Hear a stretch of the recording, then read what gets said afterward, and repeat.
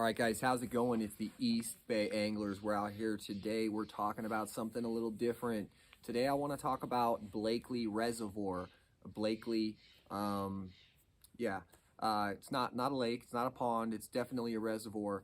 And for the most part, this doesn't get very low. Even in the drought right now, you want to go somewhere where there's actually got water still. This place looks pretty much like it would year round. I think it was down 3 feet at the worst point in the drought. So it doesn't go down. They don't let water out like that very much out of there. And ultimately, it hosts a good population of bass and some panfish as well, bluegill and such. So if you guys get a chance, we're going to talk today about Blakley Reservoir. Everything you need to know if you're going to go out there, you're going to have a good time and you're going to go fishing. And so here we go. The first thing is there's a small little parking spot on the left. It's very narrow. You can park there.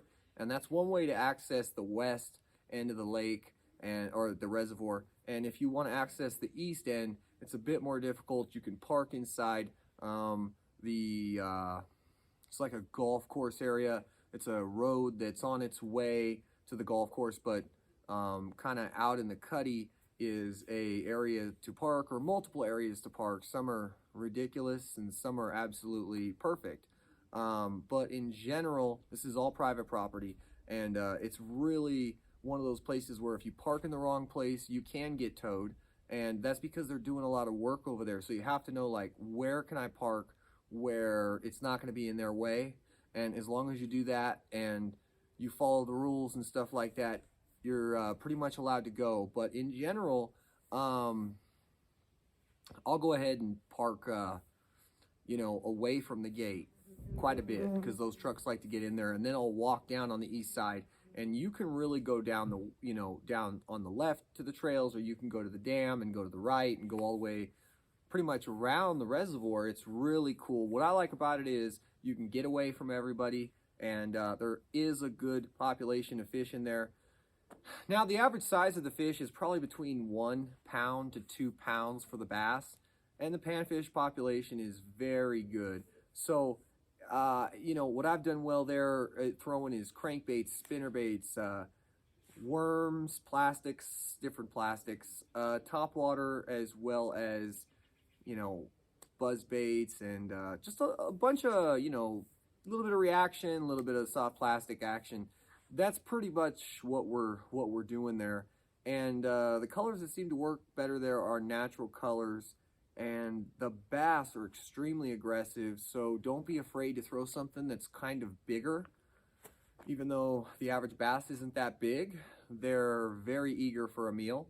And I just love the scenic area is wonderful. You guys are going to notice there's just a whole bunch of neat stuff to check out. There's, this is, like I said, you're kind of going into a private area that you can use. You can use it. Just be respectful. Take out your trash, and got to, let the fish go and stuff like that. But other than that, you guys are going to get in a pristine area that has very low to little to none pressure most of the year. And it's just a great place to get away. And one of the things you guys might want to know is the gate opens at 6 a.m. and it's going to close at 6 p.m. So if you guys are in there and it closes and you're getting ahead of yourself catching fish, and you're going to get locked in. There's no way to get your vehicle out, and then it's going to get towed.